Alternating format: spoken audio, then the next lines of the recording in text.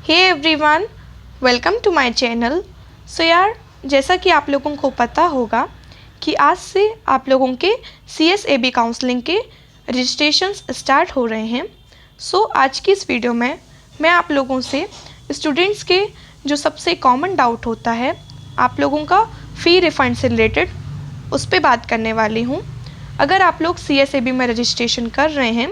So different cases में आप लोगों के different amount of money refund होता है। सो हम लोग सारे केसेस डिस्कस करेंगे। जैसे अगर आप लोग CSAB में रजिस्ट्रेशन करते हैं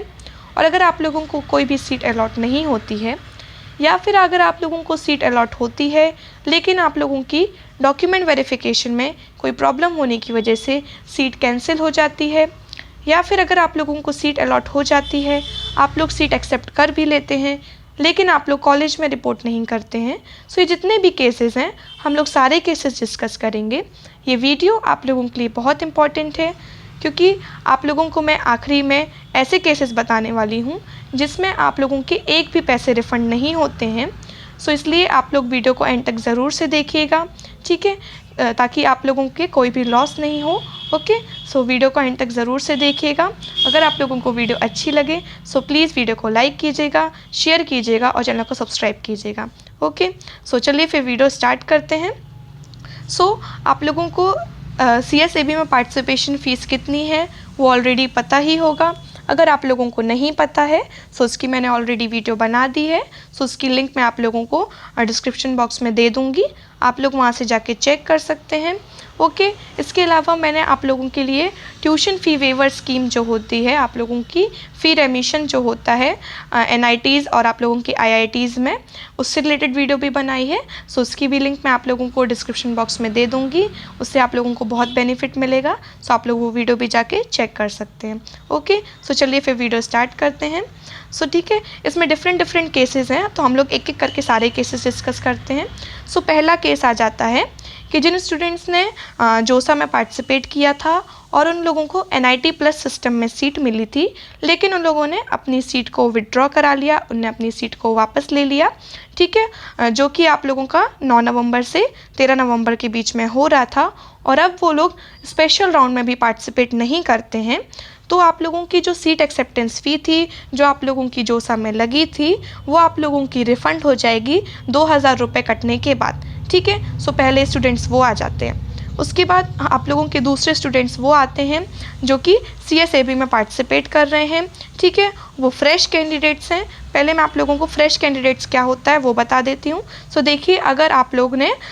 जोसा में कोई भी सीट अपनी सिक्योर नहीं करी है और अगर आप लोग CSAB के स्पेशल राउंड में पार्टिसिपेट कर रहे हैं सो आप लोग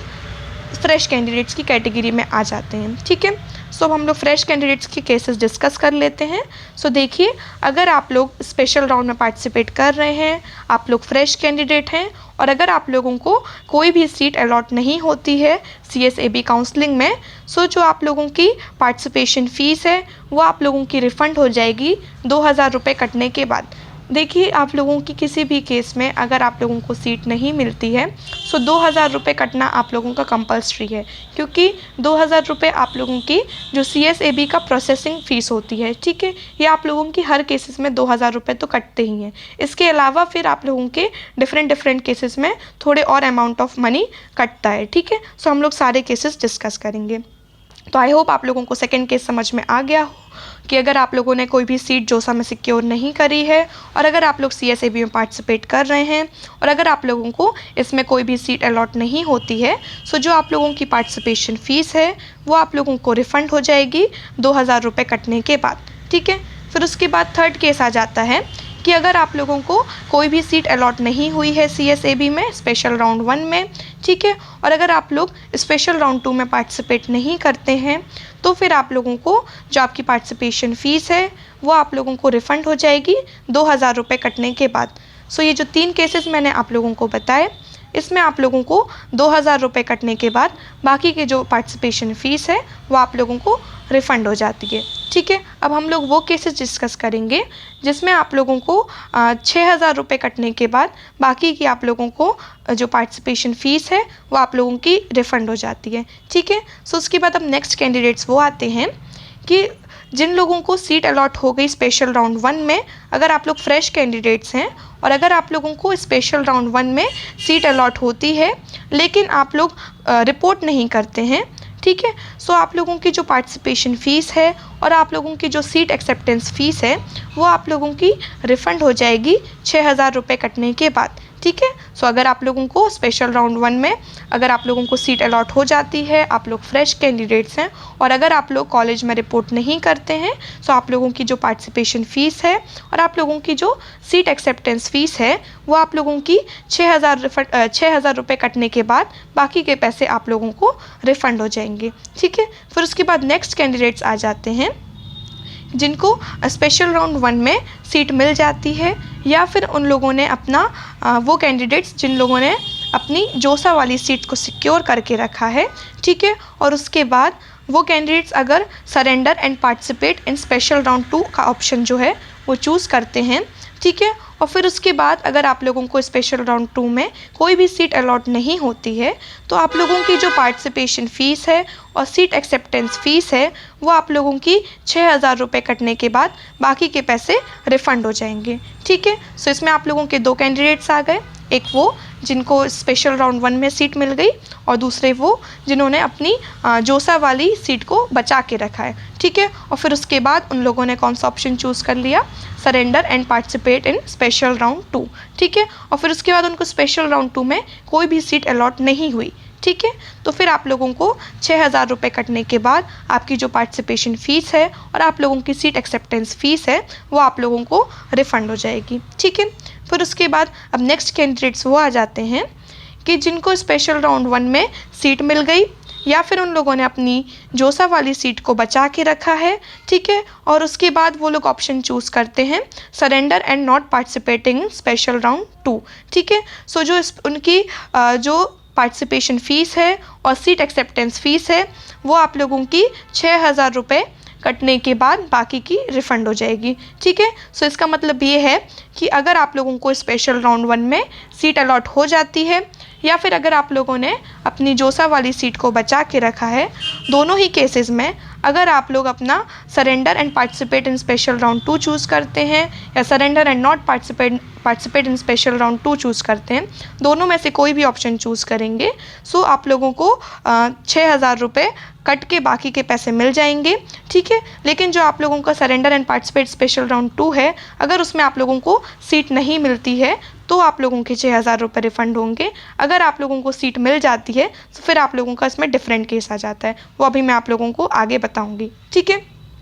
फिर उसके बाद आप लोगों का नेक्स्ट केस वो आ जाता है ऐसे कैंडिडेट्स जिन लोगों को स्पेशल राउंड 1 में सीट मिल गई लेकिन उन लोगों की सीट कैंसिल हो जाती है आप लोगों की इनएलिजिबिलिटी की वजह से, यानी कि आप लोगों की एलिजिबिलिटी में कोई भी प्रॉब्लम आने की वजह से या फिर आप लोगों की डॉक्यूमेंट वेरिफिकेशन के टाइम पे कोई भी प्रॉब्लम आने की वजह से, ठीक है। सो अगर आप लोगों की सीट कैंसिल हो गई तो फिर आप लोगों की जो पार्टिसिपेशन फ़ीस है और आप लोगों की जो सीट एक्सेप्टेंस फ़ीस है वो आप लोगों की 6,000 रुपये कटने के बाद आप लोगों को बाकी के रिफ़ंड हो जाएंगे, ठीक है। सो आप लोगों को इस बात का ज़रूर से ध्यान रखना है, आप लोगों को अपनी एलिजिबिलिटी अच्छे से चेक कर लेना है और आप लोगों को अपने सारे अच्छे से सही डॉक्यूमेंट्स अपलोड करने हैं, ठीक है, वरना आप लोगों की सीट भी कैंसिल हो जाएगी और आप लोगों के 6,000 रुपये भी चले जाएंगे, ठीक है। सो इस चीज़ में कोई भी गलती मत कीजिएगा, ओके, इस चीज़ का आप लोग ज़रूर से ध्यान रखिएगा, ठीक है। फिर उसके बाद आप लोगों का सबसे इम्पॉर्टेंट केस आ जाता है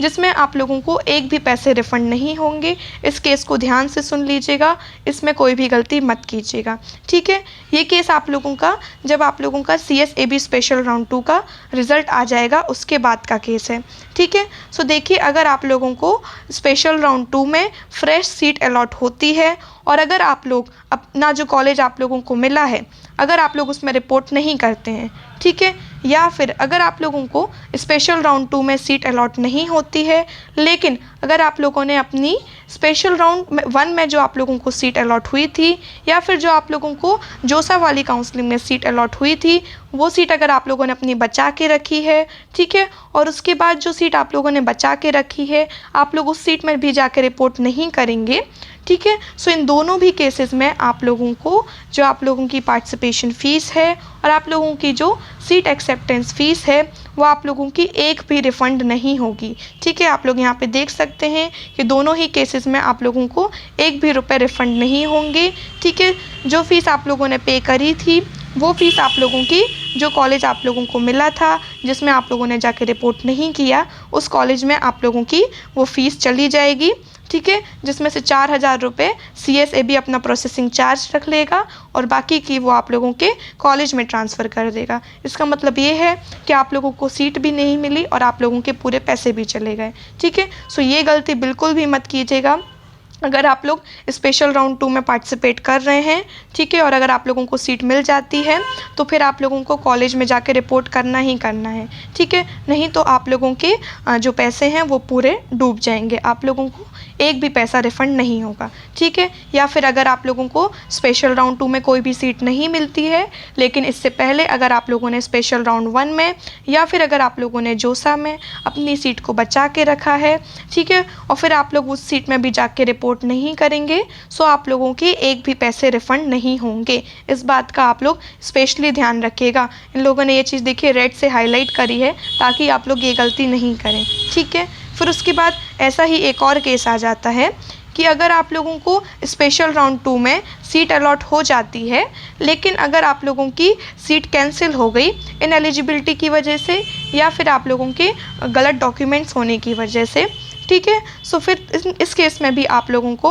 जो आप लोगों की पार्टिसिपेशन फ़ीस है और आप लोगों की सीट एक्सेप्टेंस फ़ीस है वो आप लोगों को रिफ़ंड नहीं होगी। सो आप लोग देख सकते हैं आप लोगों के डॉक्यूमेंट्स, सही डॉक्यूमेंट्स की क्या इंपॉर्टेंस है। ठीक है, क्योंकि अगर पहले वाले केसेस में आप लोगों के 6,000 रुपये कट रहे थे, ठीक है, और इस सेकंड केस में आप लोगों के पूरे सारे पैसे कट रहे हैं। ठीक है, सो आप लोग देख सकते हैं कि आप लोगों को सही डॉक्यूमेंट्स अपना अपलोड करने हैं और आप लोगों को अपनी एलिजिबिलिटी को ढंग से चेक कर लेना है। ठीक है, और आप लोगों को अपना जो क्वेरीज़ में अगर आप लोगों के जो वेरीफाइंग ऑफिसर्स होते हैं, अगर वो लोग कोई क्वेरीज़ अगर आप लोग रेस करते हैं, ठीक है, वो लोग कोई भी अगर क्वेरीज़ रेस करते हैं सो आप लोगों का उसका आंसर देना है। ठीक है, क्योंकि अगर आप लोगों की सीट कैंसिल हो गई सो फिर आप लोगों को पैसे रिफ़ंड नहीं होंगे। ठीक है, स्पेशल राउंड 2 में सीट अलॉट होने के बाद, और अगर आप लोग को स्पेशल राउंड 1 में सीट अलॉट होती है तो आप लोगों के 6,000 रुपये कट के बाकी के आप लोगों के रिफ़ंड होंगे। ठीक है, सो दोनों ही केसेस में आप लोगों का लॉस ही है, इसलिए आप लोग इस चीज़ को ज़रूर से ध्यान रखिएगा। ठीक है, सो ये थी आप लोगों की कंप्लीट इन्फॉर्मेशन। अगर आप लोगों को कोई भी डाउट हो सो आप लोग मुझसे आप कमेंट सेक्शन में पूछ सकते हैं, मैं ज़रूर से आप लोगों का रिप्लाई करूँगी। ठीक है, बस आप लोग कोई भी गलती मत कीजिएगा। ठीक है, और अगर आप लोगों को वीडियो अच्छी लगी हो सो प्लीज़ वीडियो को लाइक कीजिएगा, शेयर कीजिएगा और चैनल को सब्सक्राइब कीजिएगा। Okay, thank you so much for watching.